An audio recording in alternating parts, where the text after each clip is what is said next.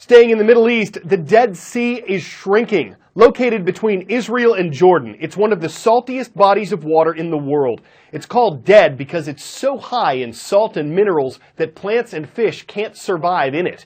An environmental group says the lake is drying up by more than 3 feet per year. In 2015, Israel and Jordan agreed to a $900 million deal to try to fix the problem. They're building a canal from the Red Sea to the south to the Dead Sea.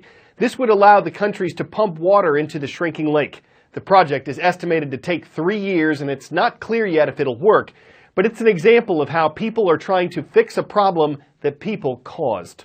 This is the old Lido Hotel, built on the shores of the Dead Sea. No one was around to see King Herod's view, but many middle-aged Israelis remember walking through this once swank lobby and right into the waves. The Dead Sea is way, way down there. My goodness, are you serious? So where the water line was where? The water line was actually right at the steps. The demise of the Dead Sea is completely man-made. This is not climate change. You know, this is not an act of nature. The demise of the Dead Sea is taking place under government license. He shows me a mural of an old Crusader map of the Jordan Valley, and it's a great way to get our bearings, to understand that it all begins in the Sea of Galilee, where Jesus took that famous walk across the waves. That is the main source of the River Jordan, and for centuries it flowed into the Dead Sea with enough force to keep up with rapid evaporation under that scalding sun.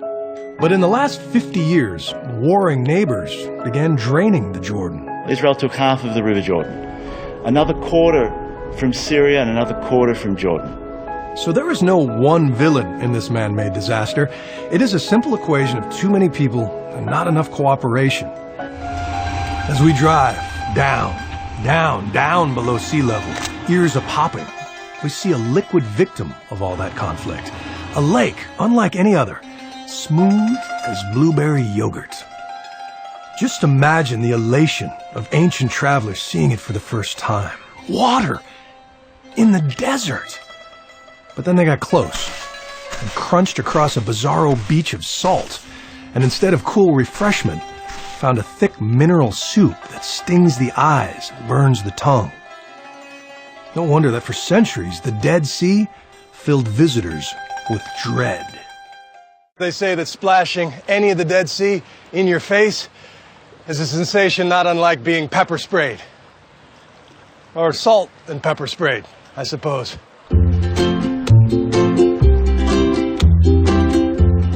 And so one must ease into the warm and viscous water, which feels like 90 degrees and almost slimy. But the floating, amazing! You need a bit of core muscle to keep from flipping over, but otherwise, if not for the blowtorch sun, you can almost nap out here. Now, getting out brings the instant urge to shower. So for most, this is a been there, done that kind of experience. But for hundreds of thousands of people a year, this is not entertainment. It is medicine.